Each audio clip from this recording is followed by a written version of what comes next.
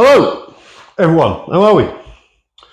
Good to be back. Been away for a while. It's fight week. Eubank, Benn fight week. First of all, I just want to talk about the announcement that Moses Atama will fight Jermaine Franklin. I like that. I don't have a problem with that at all if it's a good fight. I see Jermaine Franklin as live. I think he's a live opponent. Good boxing ability, good chin. Can do the distance. Good fighter, and I like that. I mean, I would have liked the Hrgovic. That's the ultimate one I want to see. But Franklin, I'm happy with that. I don't want Atama rushed along. I want to get the most out of Atama. The precocious talent that he is, I want to see the most made of that. And to me, that's you bring him along slowly and steadily. There is no rush. So I'm happy with that. A lot of people have talked about this week, especially in the WhatsApp group I'm in with Canada's Boxing Channel, Joe Stonadine. And a lot of people have said there's been a lack of promotion for Benn Eubank too, which there kind of has up until today. There's been a lot of stuff today. We've had Nigel Benn and Eubank Senior on TalkSport. We'll talk about that a bit later on. But to me, it's like one or two things. This fight has either sold really well and they don't believe it really needs that much expense spending on it. So there haven't been that much promotion sort of outwardly.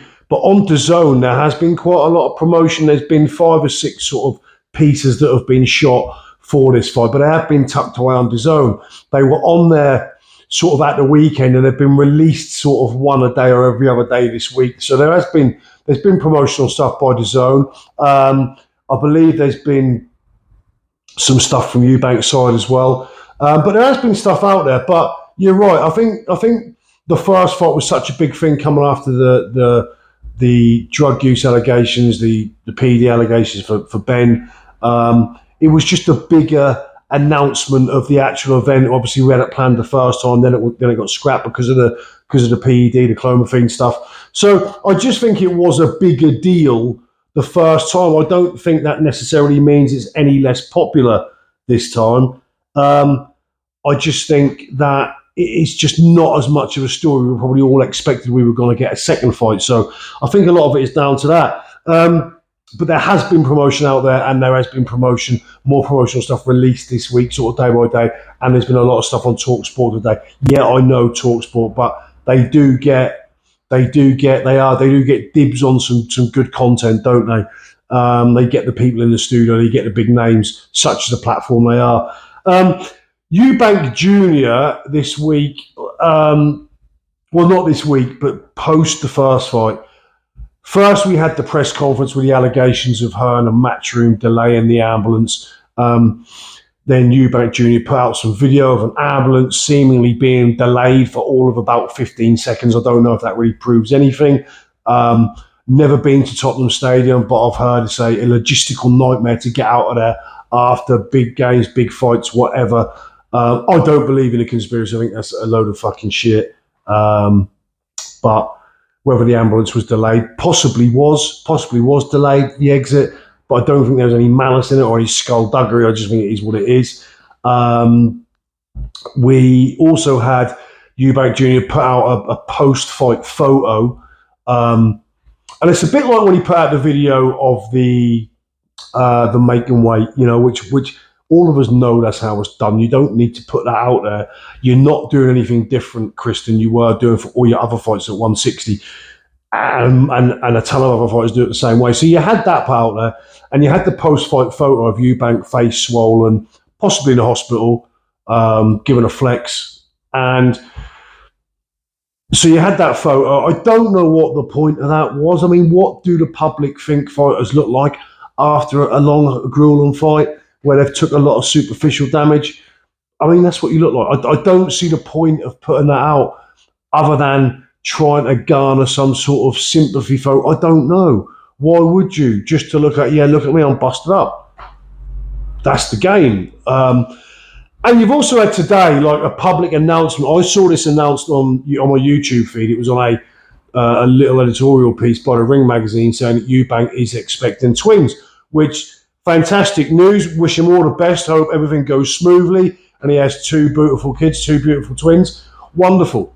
But But again, I don't know why you would release that on fight week, other than again trying to garner some sort of I don't know, I don't know, sympathy is the right word, but just some sort of, does that endear you to the public because you're having a couple of kids, couple of twins, which is wonderful. But I don't know why you feel the need to, Ray, release that at all, or release it before fight week. I don't really know what the point is in that.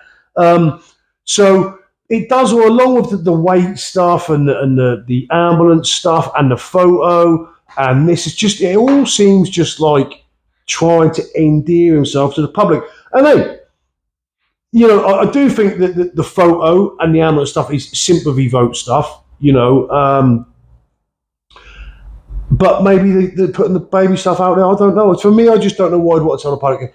And listen, if you are trying to endear yourself to the public and create more fans, because as he said before, now he believes he's kind of like, he's the one having people come up to him, having kids come up to him, women and children come up to him and saying, Chris, we're fans of you. You are kind of a people's champion.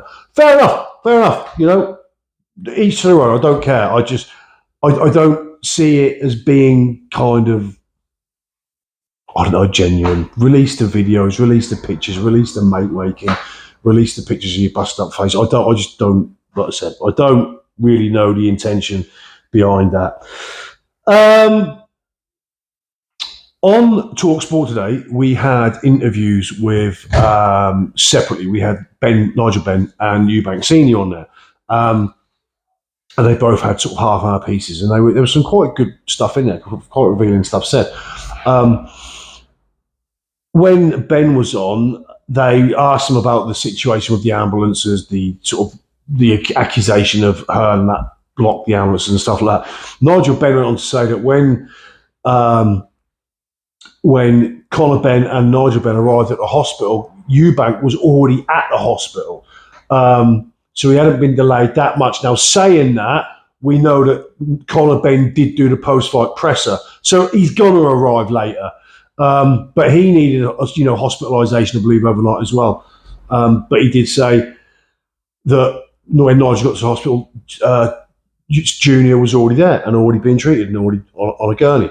So, you know, we don't know the exact times of stuff. I mean, it doesn't really matter. But the point is, well, it does matter. We need to know that emergency services can exit a venue and get to hospital sort of, undeterred and with no blockages, and that runs smoothly. So it is an issue because we do need that to be fixed.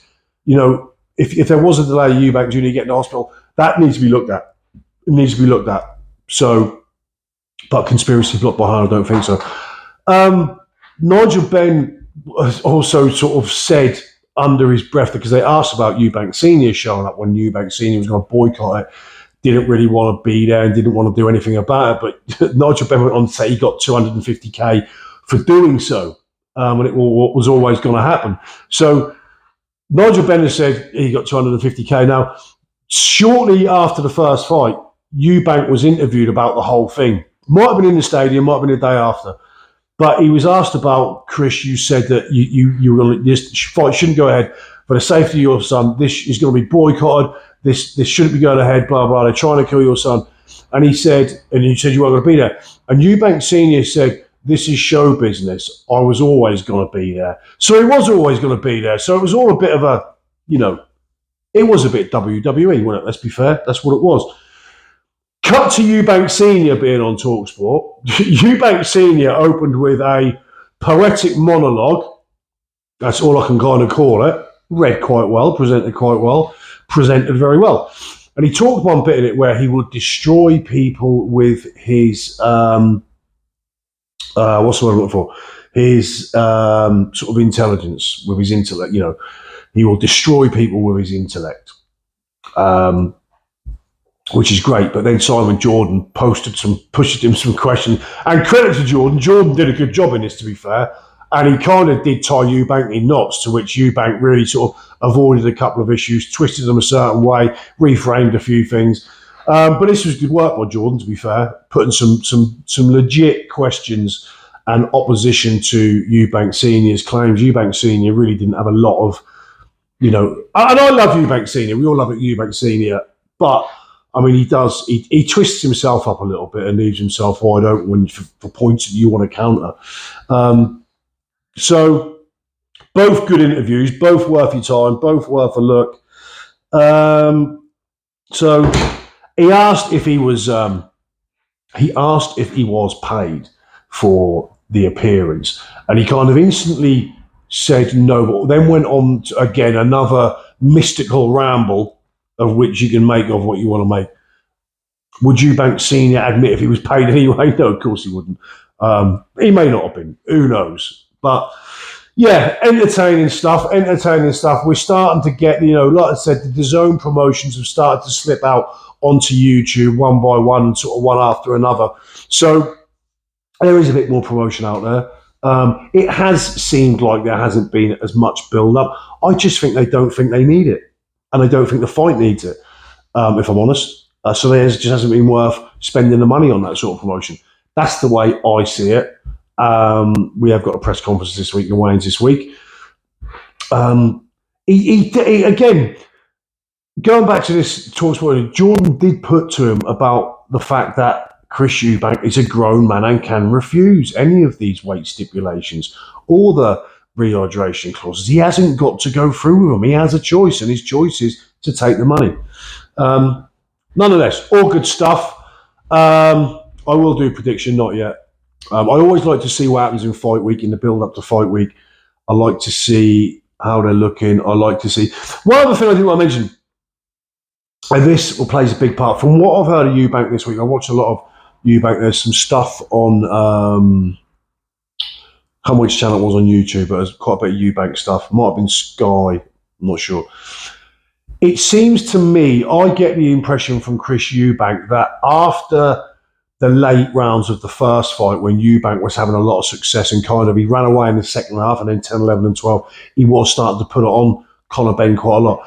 I do think that Junior is going to come out possibly with the intention, a concrete intention, to stop Conor Benn early to mid. That's the kind of feel I get from the things that Junior is saying. Whereas we're kind of getting this thing from Team Benn that, and this is one of the things I said after the first fight, he went in there with the sole purpose of just trying to take Eubank's head off. And I've seen Benn box well before against, what's his name? Sort of blonde-haired ginger guy. Bametta? I can't remember his name. He'd done the 10-round distance, boxed really, really well. He has got boxing ability. And I remarked after the fight in my post-fight in the first fight how he didn't work any openings. He didn't use any head movement the way he should have used. Didn't use his feet the way he should have used them. Didn't work his openings. Didn't use his jab well enough. Just threw shots from outside the distance, from way outside. His feet then followed in. He then got caught. It was just rushed. It was forced. It was ugly. It was unscientific. And there is a lot of talk from Team Benn that they're going to follow a game plan this time. Nigel said on the Talk Sport interview that if he sticks to this game plan, this fight will be easy. I don't think this fight will ever be easy, but he can make it easier on himself by boxing, by thinking, by actually boxing his way into openings, to then be ferocious and let the shots go. Just be more scientific on the way in. Mike Tyson never really, up until the end of it, just threw aimless bombs from the outside that were way out of distance. He worked his openings brilliantly with his low centre of gravity, his upper body movement, and his great feet. And this is what Benn has to do. And I believe Benn has got, I'm not trying to compare Benn's abilities to Mike Tyson. Don't get it twisted. What I'm saying is I do think Benn has the ability to box a lot smarter and to fight a lot smarter and to work openings that are actually going to be effective rather than just a waste and end up with him getting caught and countered. So the thing is, can he stick to that? Can Conor Benn stick to that when he gets in there, when he's full of adrenaline, when the crowd are going, when he's faced with Eubank in the other corner? Can he stick to that discipline? This is what we're going to find out. But, I like this fight. No one else likes this fight. Not a lot of so-called purists like this fight. Listen, I was a purist for years. I watched every fight there was. Do you know what I mean? Whatever level it was. These days, not so much, but I like this fight. Don't care. I don't get excited by that many fights these days, really, if I'm honest. The likes of Bivol Beterbiev, two of the best fights I've seen in recent times for me. Two of the best operators I've seen in recent times. But you know. Anyway, I'll see you all soon.